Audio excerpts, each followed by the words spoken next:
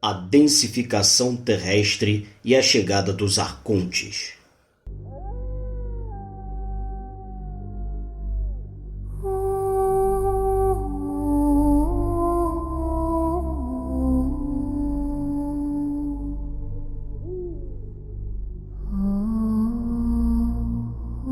Toda a situação terrestre estava se deteriorando. Não apenas a Federação Siriana via com grande preocupação o novo e tão prometido projeto adâmico, que haviam trasladado muito de suas almas, mas também a Federação Pleiadiana e a de Orion, que participavam ativamente do resgate dessas almas.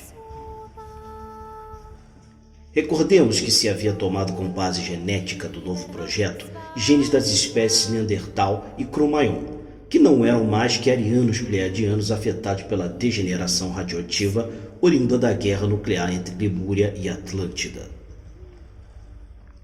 Ademais, o segundo grupo de almas a reencarnar foi o de pleiadianos, assim que estavam envolvidos diretamente nestes projetos.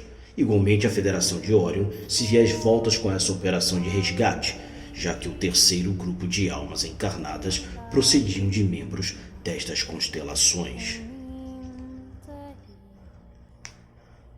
Para servir de apoio e base logística, essa civilização estabeleceu uma colônia permanente na zona hiperbórea sul, a Antártida, em torno de 235 mil anos atrás, que é o ponto que tomamos como referência neste capítulo. Essa operação de resgate, comandada pelas 3 federações e com o apoio das equipes de outras federações, como a Andromedana e Arcturiana, foi tomada pelos Anunnaki e as Hordas de Satã, como uma provocação e uma ingerência. Os Anunnaki e Satã postulavam que o projeto adâmico terrestre era também seu, já que haviam enxertado seus próprios genes. A Federação Siriana respondeu relembrando que o projeto não era seu. O que havia era que os Anunnaki concordaram em emprestar apoio logístico para implementá-lo e que, além do mais, ninguém havia pedido seus genes Anunnaki e que eles haviam inserido voluntariamente. Além do mais, se relembrava que, em última instância, uma raça não era propriedade absolutamente de ninguém. Caligastia pronunciava que tinha capacidade de gerir o crescimento tanto tecnológico quanto espiritual desta nova raça terrestre e que Sirius havia sido inclusive benevolente com a raça em sua configuração genética. Que uma raça com tantas capacidades em seus primeiros estágios evolutivos teria uma bagagem de tempo e experiência tridimensional, demasiada curta se comparada com outras raças. Seja como for, todos esses argumentos de Satã, Caligastia e os Anunnaki soavam como pobres desculpas de seres que no fundo invejavam todas as possibilidades dessa raça tão promissora. O Conselho de Sirius sabia, e os Anunnaki sabiam que Sirius sabia, mas tapavam o sol com a peneira, com uma colcha de desculpas finamente adornadas. Contudo, e apesar da operação de resgate levada a cabo, a parte mais densa dos espécimes élficos ficaram neste nível, assim seguiram sua evolução de uma maneira mais elitizada, já que encarnar grupos de almas cada vez mais densos nestes corpos da hierarquia de Lilith se suporia uma trama evidente, cortesia do Melquisedeque, planetário de Caligastia. Se repassarmos os níveis de existência do planeta, desde então vemos como a primeira dimensão trata-se da dimensão dos minerais, a segunda dos vegetais, e ambas sofriam com a contaminação dos conflitos nucleares do passado, assim como os níveis vibracionais densos derivados desses atos. Na terceira dimensão já vimos como está mal a situação e ainda pior na quarta, onde a estagnação era evidente, ainda mais com a influência arconte na classe dirigente.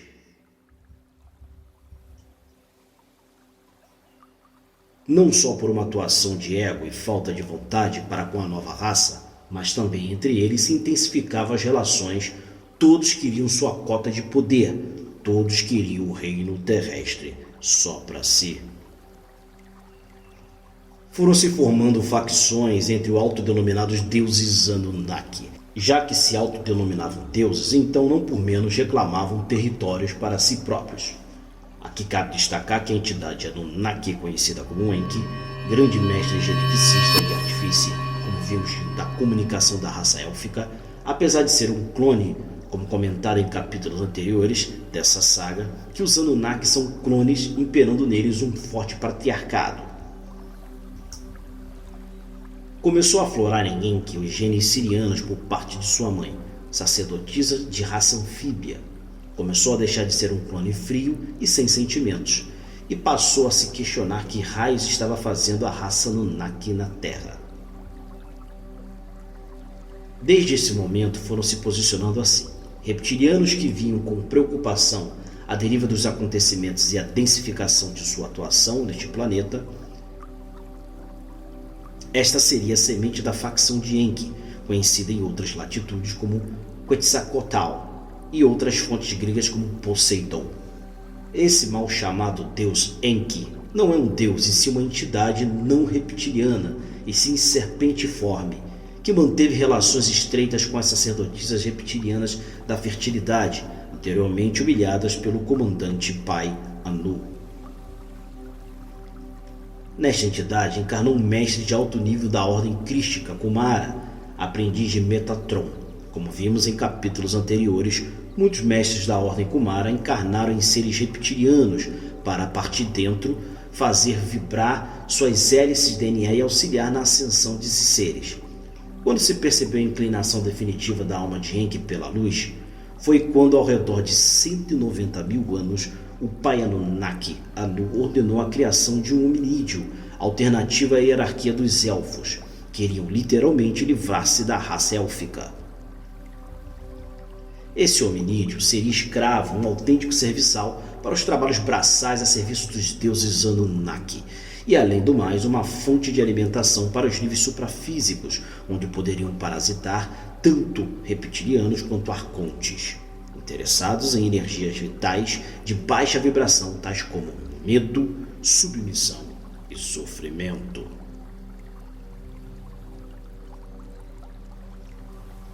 Para este projeto, se tomou a base genética dos elfos, adaptando genes de hominídeos africanos de uma maneira diferente da hierarquia de Lilith. Como resultado, esses novos homens são os que denominam nas tábuas sumérias como cabeças negras, e não os chamavam assim por casualidade, mas essa é a origem da raça humana negra terrestre, o Homo sapiens. O principal foi que se obrigou de maneira taxativa a Enki para castrar as capacidades extrafísicas superlativas que tinham os elfos e que formassem um ser mais básico em todas as áreas, além de fazê-lo energicamente transparente como um livro aberto para a sensibilidade extrasensorial reptiliana e arconte. Isso se fez essencialmente de duas maneiras. Uma através de um implante etérico colocado entre o cérebro e o cerebelo, provocando dissociação entre os processos mentais e energéticos do indivíduo. Esse implante vem de geração em geração e nos acompanha desde o nascimento. A outra foi a ordem de inabilitar de alguma maneira as 12 hélices do DNA original, restando apenas 2 hélices fundamentais de sobrevivência.